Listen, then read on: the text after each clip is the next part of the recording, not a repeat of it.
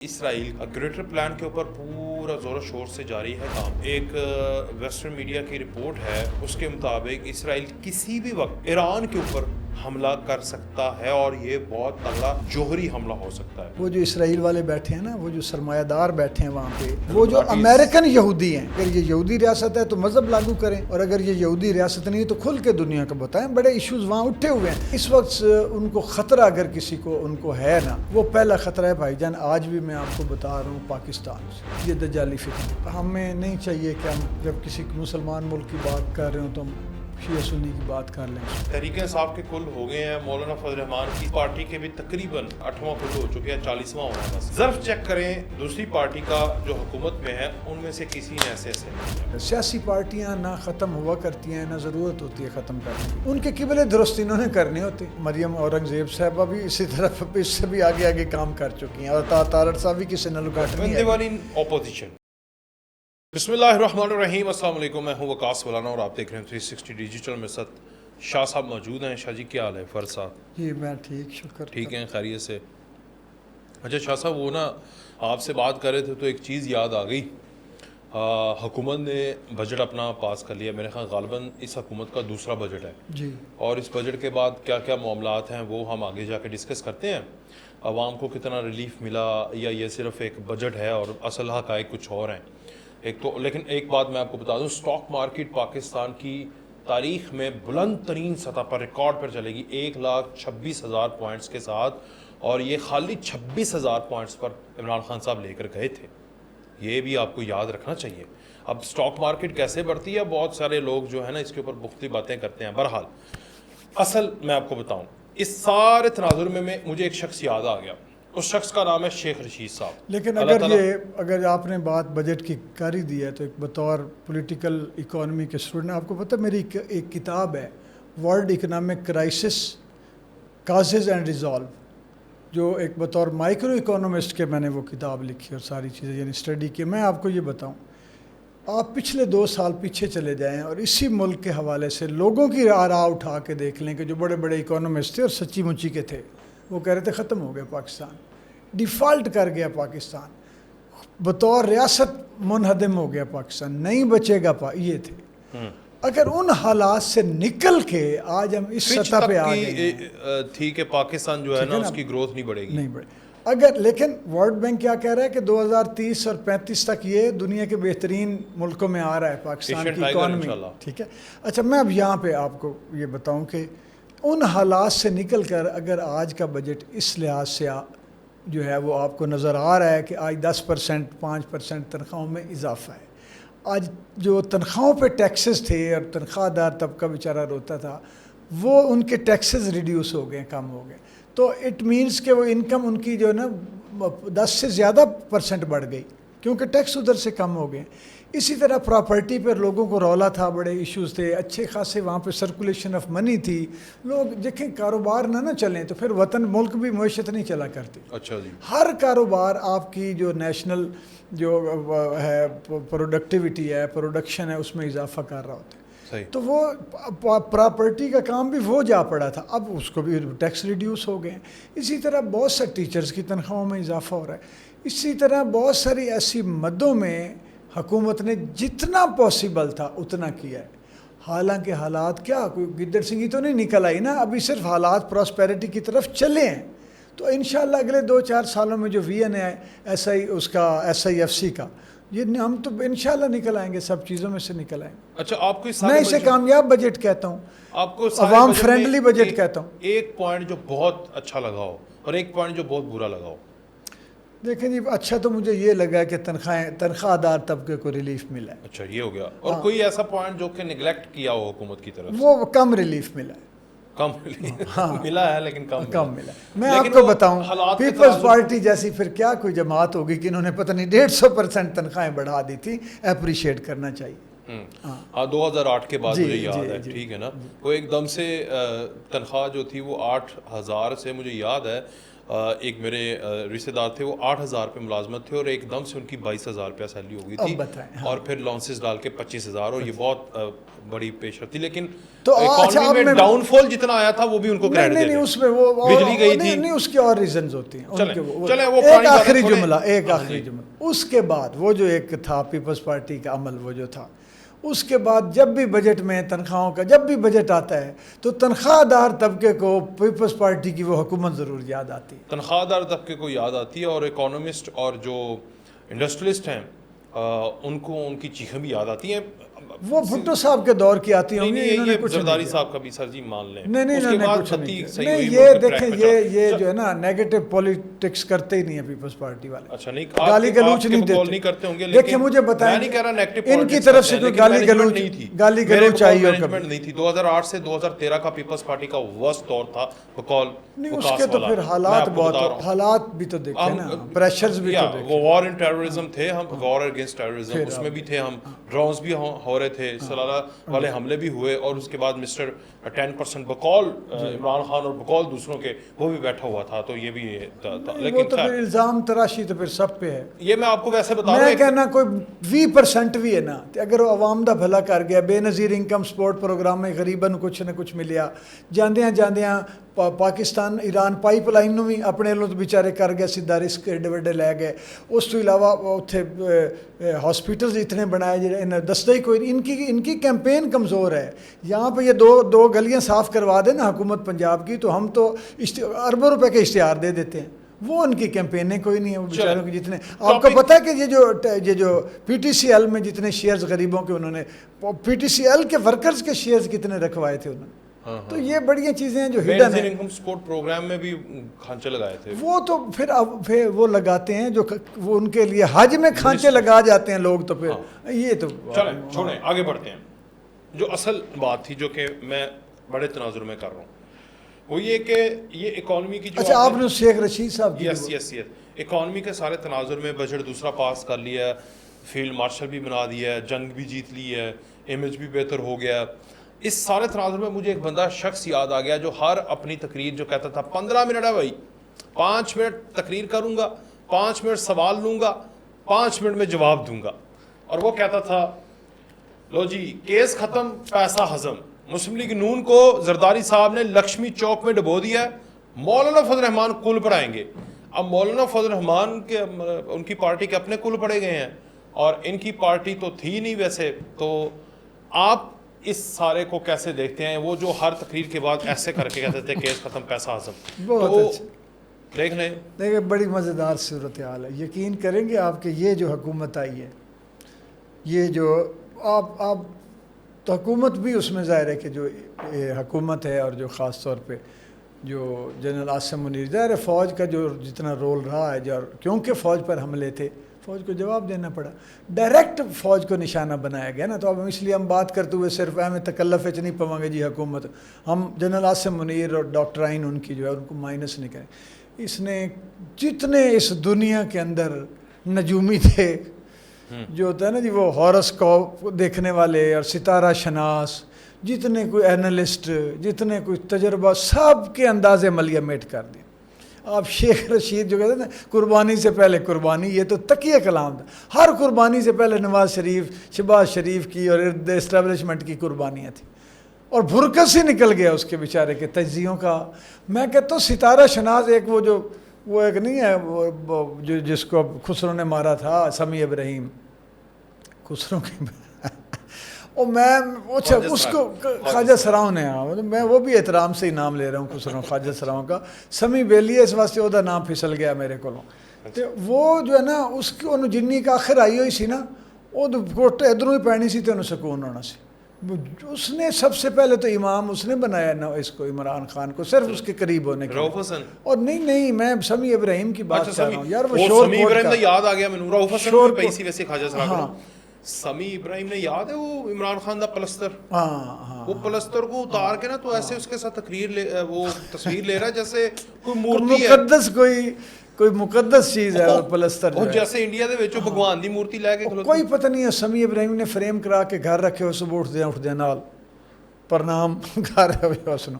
कहने का मकसद दोस्त है हमारे, वो भी है, बस चौकस है, बड़े अच्छे दोस्त हैं। चौकस भी है ना, क्या क्या अब जंग का बंदा दोस्त हो गया ना, बीच में से निकल गया नहीं वो छोड़ा है वो लोग अंदर दिखाते माफी जाके भी उतनी शिद्दत नाल जितने ਇਹੋ ਜਿਹਾ ਬੰਦਾ ਬਾਹਰ ਬਹਾਦਰ ਹੁੰਦਾ ਨਾ इतनी तेजी नाल फुर्ती नाल अंदर पैर फाड़ लेंदा है। इस वास्ते जान दो दी बहादुरी दा मैंने पता। अच्छा मैं ये कह रहा था कि जितने अंदाजे इनके गलत साबित हुए हैं, अस्तगफिरुल्लाह, आज हुकूमत गई, कल ये गई, इमरान खान बाहर रहा, अभी आपके प्रोग्राम में ये पता नहीं आप 360 पे ही कोई था तो जी वो रिहा और ईद से पहले मैं क्या कख नहीं होना, भावें सेठी साहब नहीं ये किसी मंजी दे हेठी भी किसी ने कह देता है ना कि बड़े बुजुर्ग आदमी ने, तो ए इमरान ते बाहर नहीं जे आंदा। हालांकि उन्होंने वो जो है सैयद मुजाहिद वो जो है मवा शाह साहब, मुशाहिद हुसैन सैयद साहब ने, वो मोतबर आदमी ने, विच दे बंदे ने, उनकी पेशीन कोई भी गलत हो।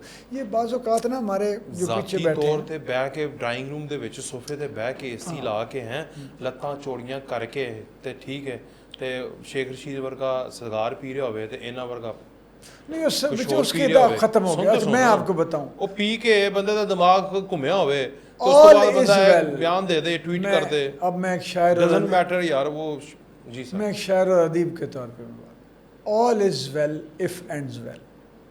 वाह, शेख रशीद साहब का जो आखिर है ना, आखिर वो खराब हुआ है। हाँ, इसको अब कितनी उम्र है, कितनी सेहत है, कितनी उम्र है, क्यों ख़राब हुआ? वो गलत आदमी गलत ट्रक दे पीछे, बत्ती दे पीछे लग गए सन, गलत भी।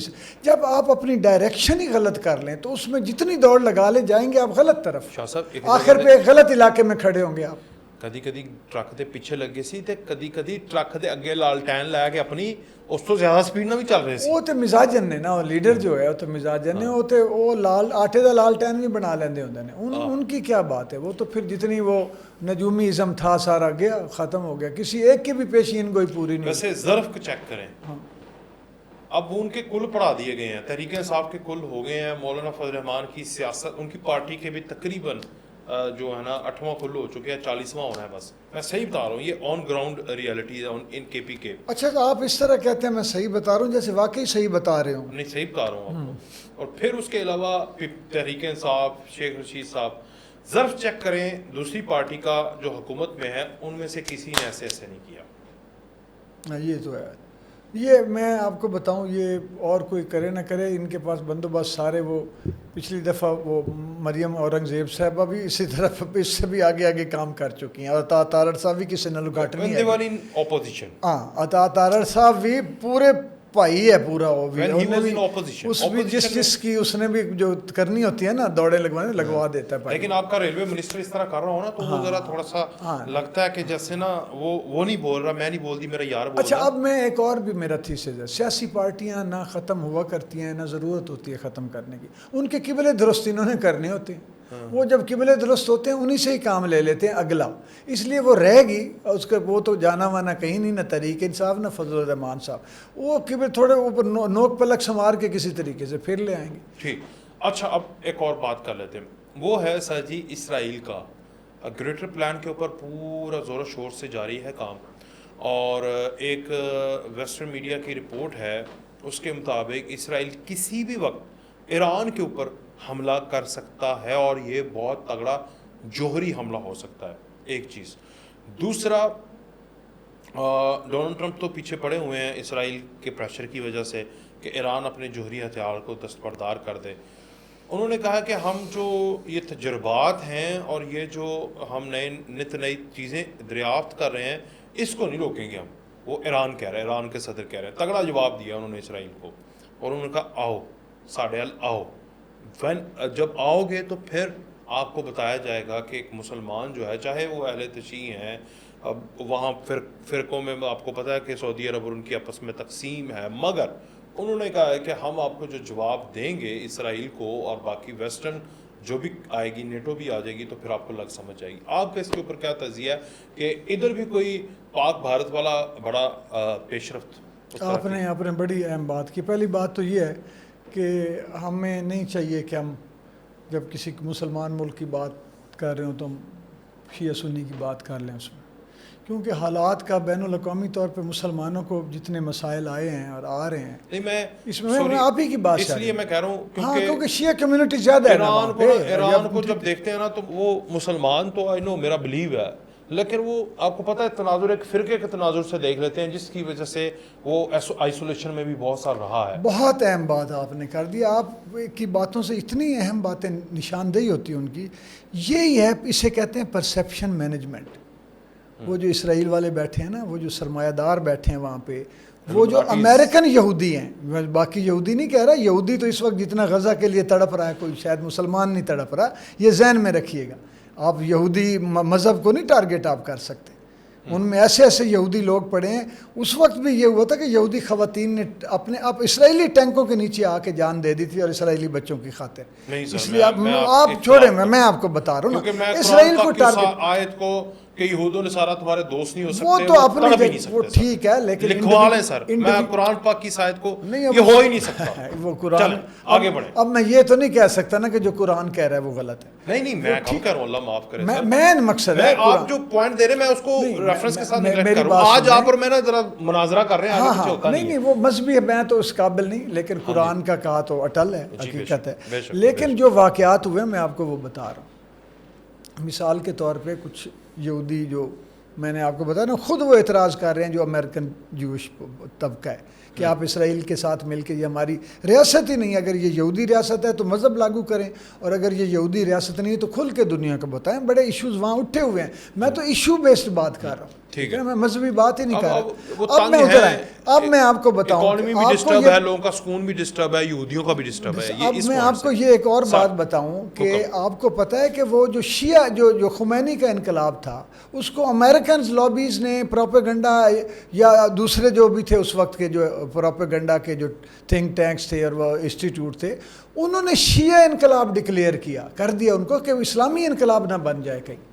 اگر وہ ڈکلیئر ہو جاتا اسلامی انقلاب تو پھر تو پوری مسلم امہ کا وہ بدل جاتا مزاج. انہوں نے کہا نہیں، شیعہ فوراً شیعہ سنی لڑائیاں کروا دی پاکستان کے اندر، ایران کے اندر، سعودی عرب، دائیں بائیں، سپرنگ، فلاں سمر، یہ شروع کروا دیا. یہ بھی انہوں نے کیا، آپ حکمت عملی کی داد تو دیں نا، دجالی فتنے تھے، یہ حکمت عملی کی داد دیں جو آپ آج کو ذہن میں آپ کے آ رہا ہے نا کہ وہ اسلامی اسٹیٹ کی بجائے پہلے شیعہ کا تاثر آ جاتا ہے. یہ پیدا کیا گیا ہے، یہ انہوں نے ہمیں ذہنی طور پہ اتنا تو یار وہ لوگ چوکس ہیں نا، ان کے مقابلے میں ہم اتنے کہ ہمیں سمجھ نہیں آ رہی ہوتی ہم کوئی فکرہ بول کیوں رہے.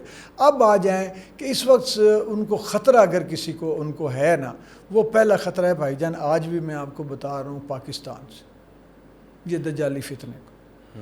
اس کے بعد ایران سے خطرہ ہے، باقی کسی سے خطرہ نہیں. مسلمان ممالک میں تیسرا پھر ترکی ہے، چلے میں وہ بھی کیا، تیسرا ترکی ہے. چوتھا پھر وہ جو ہے نا محمد بن سلمان سے بھی ان کو اعتبار نہیں اس کے کہ وہ لیڈر ایسا ہے کہ وہ کسی وقت کچھ بھی وہ اپنے وین کا مظاہرہ کر دوستی کر کے دکھایا ہے نا ایران کے ساتھ.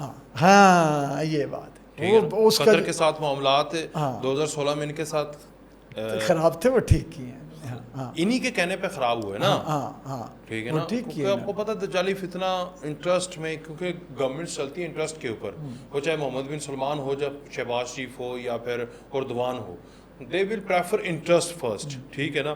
مذہب کا فیکٹر ہوتا ہے، مگر جب جنگیں لگتی ہیں نا تو تب انٹرسٹ ختم ہو جاتا ہے، مذہب آتا ہے. یہ ان کو پتہ نہیں ہے شاید، کیونکہ تب قرآن آتا ہے. ٹھیک ہے، ہم ہر روز زندگی میں نا کاروبار کے لیے اٹھتے ہیں، کاروبار کے لیے سوتے ہیں. حالانکہ ہونا چاہیے کہ ہم اسلام کے لیے اٹھیں، اسلام کے لیے سوئیں.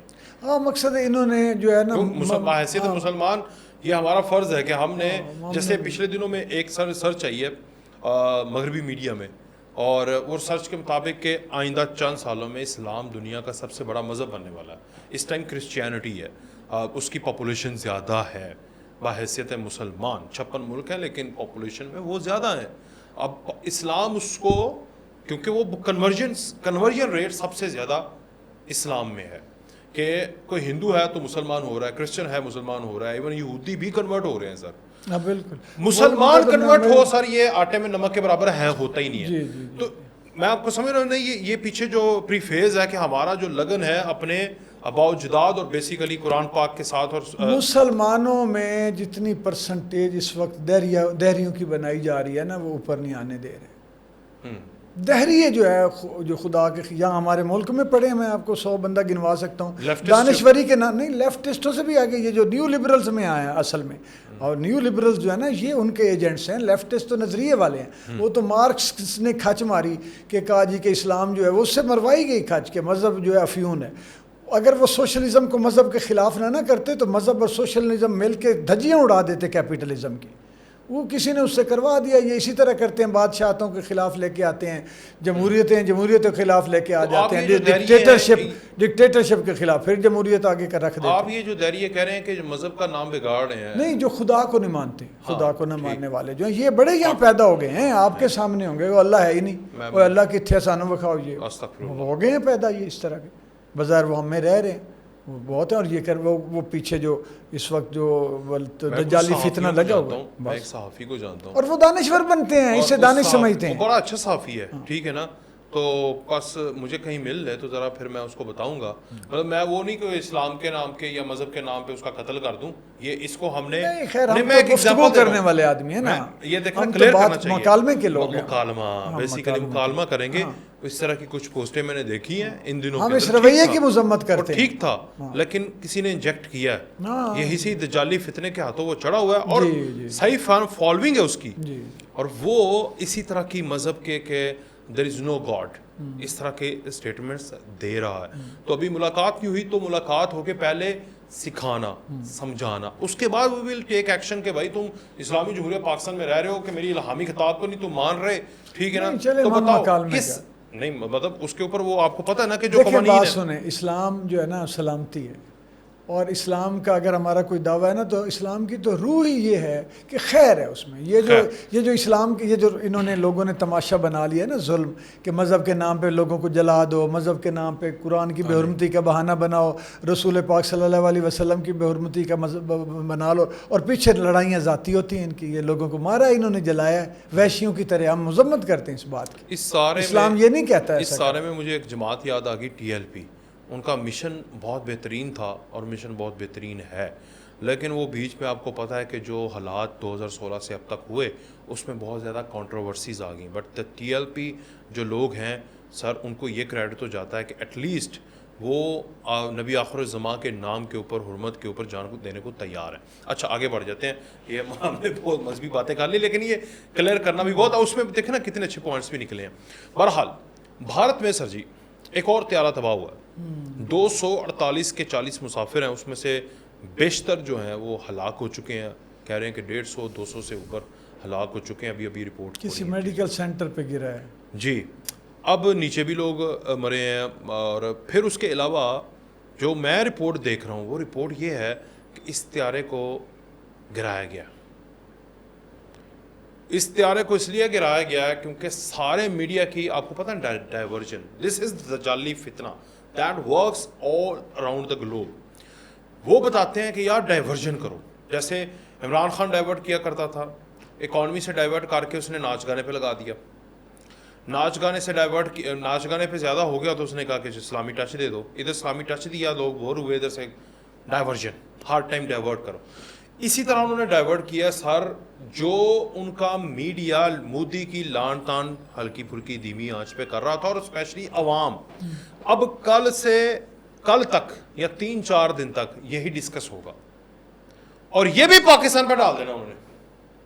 ہاں یہ آپ درست کہہ رہے ہیں، مودی، یہ میں آپ کو رپورٹ بتا رہا ہوں، آپ درست کہہ، ویسے پہلے میں یہ بتاؤں کہ انتہائی افسردہ ہوں میں اس حادثے پر، جتنی جانیں معصوم لوگوں کی ضائع ہوئی ہیں، دنیا بھر کے لوگ تھے، ہندوستان کے لوگ زیادہ تھے، یہ انہوں نے خود گرایا سر، اور مودی کی حکومت سے کوئی کسی بھی وقت کچھ بھی ہو سکتا ہے، ہر ظلم کی توقع رکھی جا سکتی ہے۔ پہلگام میں نہیں یہی کیا، ہمیشہ پیچھے اپنے یہ را وغیرہ کے اپنے بندے آپ مار کے الزام پاکستان، کچھ وہ تو چوہوں کا ISI پہ سرت وہاں پہ پھیلا، وہ جو کیا بیماری طاعون پھیل کے کہتے ہیں، میں نے خبر کہیں پہلے میں مذاق کر رہا تھا کہ پاکستان پہ نام لگا، پھر میں نے خبر پڑھی، کہتے ہیں جی وہ انہوں نے جراثیم یا چوہے چھوڑے ISI، وہ تو اپنی بیماریوں کے الزام ہم پہ لگا دیتے ہیں، تو یہ تو بات ہی کوئی نہیں ہوتا، یہ تو یہ آپ درست کہہ رہے ہیں، میں آپ کی تائید کرتا ہوں۔ تو یہ انہوں نے خود گرایا سر، گرا کے ڈائیورٹ کر دیا، اب دیکھیں ان کے میڈیا کے اوپر یہی طیارہ ڈسکس ہو رہا ہے، اب وہ بھول گئے کہ ہماری ٹھکائی کرتی ہے پاکستان، نہیں لیکن یہ ان کو پھر سیٹ بیک چلا گیا، ایئر انڈیا کا جہاز تھا،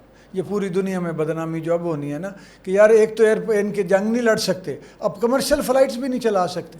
یہ دیکھیں نا میں اور اس پہ انہوں نے انٹرنیشنل کمیونٹی کو بتا رہے ہیں نا کہ پاکستان نے جو ہماری فضائی حدود بند کی ہے نا ایک دم سے، تو ہماری ٹریننگ نہیں تھی کہ اتنی بڑی ڈائیورژن لیں، اور جہازوں کا وہ سسٹم بھی نہیں لگایا تھا. ہاں آپ نے پھر ایک اہم بات کر دی، گویا مجھے معاف کر دینا اس بات پہ کہ کسی دا پانی روکو گے تو تسی یہ نہیں سوچو گے کہ وہ تہاڈی فضائی حدود روک سکتا ہے. پھر لعنت ہے اس حکومت کے اگر یہ بات ہم ان کا مفروضہ درست مان لیں کہ ان کے جو پائلٹس ہیں وہ اتنی لمبی اس طرح کرو لے کر ٹرن لے کر فلائٹ نہیں اڑا سکتے، اور اس وجہ سے یہ حادثہ ہوا یا آگے حادثے ہوں گے، تو پھر پانی کھولے نا. پھر اگر ایک آپ کہتے تھے قطرہ قطرے کو ترسا کے ماروں گا میں، یہ مودی کہتا تھا، خنزیر کہتا تھا قطرے پاکستان کے لوگوں کو پانی کے قطرے قطرے کے لیے ترسا کے ماروں گا. تو پھر یہ تو بھگتے ابھی یہ آغاز ہے، میں آپ کو بتا رہا ہوں. یہ 18 ٹکڑے تو میں کہہ چکا ہوں بار بار آپ کے پروگرام میں، یہ انڈیا کے ٹوٹنے کے، مودی کے ہاتھوں ذلیل و خوار ہونے کے، تباہ ہونے کا ابھی یہ آغاز ہے. اچھا ایک اور چیز، کیا انڈیا کے پائلٹس کو پاکستان ایئر فورس کے پائلٹ سے ٹریننگ لینی چاہیے جذبہ خیر سگالی اور انسانیت کے تحت؟ یار یہ ہم ایک مہم کا آغاز کر دیتے ہیں، آجو یار سکھا دینے تو کمرشل فلائٹس کے پاس. نہیں میں آپ کو بتاؤں یہ جو کام ہے نا، میں نے ایک دفعہ ایک چھوٹا سا واقعہ، میں BBC وہاں پہ گیا لندن میں، شفیع نقی جامی صاحب سے میں نے سیکھا، استاد ہیں وہ، مجھے سیر بین کے پروگرام میں لے گئے. ایک تھا میرا کریکٹر وریام کا، وہاں انہوں نے کہا تم وریام اور بولو، اور وہاں میں بولتا چلا گیا ایسے، آخر پہ جب ہونا تھا تو ایسے پنچ آیا کہ وہ حیران ہو گئے، رنگ سرخ ہو گیا، خوش ہوئے. باہر نکل کے کہتے ہیں کہ یہ جو براڈ کاسٹنگ کرتا ہے نا، یہ BBC CNN پہ 40 سال مجھے ہے نا ناک رگڑنے سے نہیں آتی، یہ اللہ دے تو یہ براڈ کاسٹنگ آتی ہے. جو ہمارے پائلٹس کے پاس جو ہنر ہے، جو صلاحیت ہے نا، وہ رب کی عطا کردہ ہے، وہ ٹریننگوں سے نہیں آنے والی. یہ ایک انڈین پوری دنیا آ کے ٹریننگ لے اچھے ہو جائیں گے، لیکن جو ان کے پاس جذبہ ہے، جو جذبہ شہادت ہے، جو رب کی ذات کے اوپر بھروسہ ہے، جو بطور ایک مسلمان شہید ہونے کی آرزو ہے، وہ کہاں سے لے کے آئیں گے؟ واہ سبحان اللہ. سر جی فضا علی تے سہیل بڑائے وہ واش روم تے کلینر تے یہ تے وہ تے پھر یوتھیاں نے چک کے وہ کرتا، یہ کرتا، وہ کرتا، پرانے کلپ کر دیتے، ٹھیک ہے نا. ایک چیز فضا علی کا بھی میرے پاس ایک کلپ آیا، پوچھیں کیا؟ جی بتائیں. وہ کہہ رہی ہے کہ جب میں جوان تھی نا، اور اس وقت مجھے دانے بڑے نکلتے تھے، اور جوانی کے دانے آپ کو پتہ نکلتے ہیں، بھڑکرے ہوتے ہیں جب انسان جوانی میں. کہتی ماما کہتی تھی اٹھ کے نا تھک لا کے نا تے مال کے نا اتھے لاؤ. ہن لوگ اتوں بھی زو مانی گلاں کڑھ رہے ہیں. اچھا میں تو زو مانی نہیں بات، نہ بے مانی بات کرنا چاہوں گا، نہ زو مانی، میں تو ڈائریکٹ نہیں سہیل بڑائچ کو ٹارگٹ کر رہے ہیں نا، تو میں کہہ رہا ہوں لوگ ادھر بھی آ گئے ہیں، تو اس کلچر کو ختم ہونا چاہیے. میں آپ کو بتاؤں، یہ جس بندے نے یہ پورا پلان کیا ہے، یہ پلانٹڈ کیا گیا، پلان کیا گیا، لوگ پلانٹ کیے گئے، یہ پلانٹڈ پروگرام، اس کو کوئی اپنی صحافت کے وقار کی، ملک کے اپنے چینل کے وقار کی، اپنے وقار کی کوئی پرواہ نہیں ہے. جنہوں نے پھر چلایا بھی ہے یہ پروگرام، اگر وہ یہ سمجھتے کہ یہ باتیں غلط ہوئی ہیں، نہیں چلانی چاہیے، آن ایئر کیسے چلی گئی؟ یہ ٹرکس ہیں ان کے. انہوں نے جو ہے یہ سوشل میڈیا پہ اوپر طنز کرتے ہیں، تنقید کرتے ہیں، اپنے گریبان میں جھانکے. یہ جو مین سٹریم میڈیا ہے اپنے گریبان میں جھانکے، یہ بیٹھ کے لوگوں کو بتا رہے ہو کہ ہم اس طرح کی جرنلزم کرتے ہیں. شرم آنی چاہیے. یہ کچھ نہیں ہے، ان کو پتہ ہی نہیں ہے جرنلزم کا. یہ سارے مداری ہیں جو بیٹھ کے ریٹنگ کے لیے ایک دوسرے کی عزت اچھال رہے ہیں، ایک دوسرے کے کپڑے اتار رہے ہیں. آپ کا یہی پوائنٹ ہے. باقی جو اس خاتون نے کہا، میں اصلی بات کر رہا ہوں، میں جو ان باتوں کے پیچھے کیوں لگوں جو وہ چاہتے ہیں. چلیں ٹھیک ہے شاہ جی، بہت شکریہ آپ کا شاہ جی. ایک دفعہ پھر سے اجازت دیجیے جی، اللہ حافظ.